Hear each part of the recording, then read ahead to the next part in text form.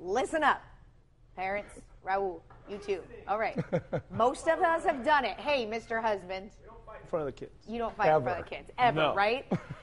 Fighting. I love that face. And arguing with each other in the kids, with the kids in the room watching. Anybody that's married or you co-parent or whatnot, you know at some point it's going to happen at one point or another, right? At some point, you will fight. Right. So Jeff Larson, San Diego's Cool Counselor, is here with why you should say no.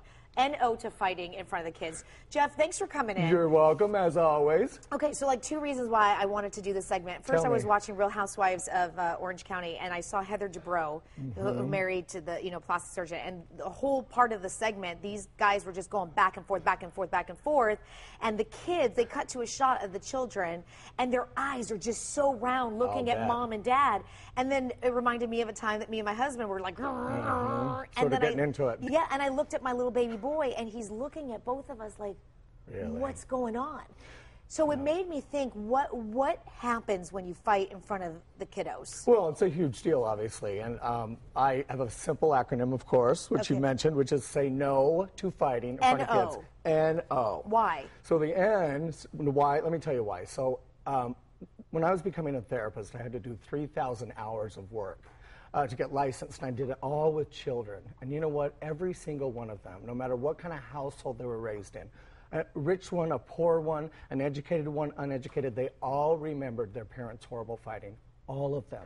Whether they were 8 or 18. They remembered it, and they remembered it with sadness and with a lot of conflict. I know. I remember it when my parents were fighting. I did too. But you live with somebody that you just can't get along with all the time. You do. And so I want to delineate between fighting and conflict management. Okay. So no means no fighting in front of kids whatsoever. What I mean is no name calling, no yelling, no fighting about inappropriate things that children should not hear.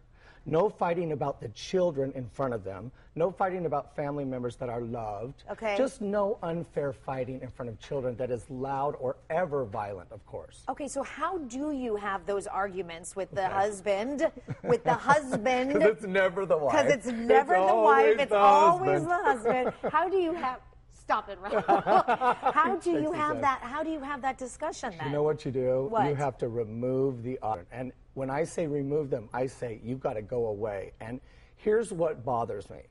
The parents will say to me, oh, the kids were in the other room. They didn't hear. And the kids will say, I heard every word. So if you think they're out of earshot, you better make sure they're out of earshot. I prefer, if you have older kids, to go take a walk or take a drive and just get it out.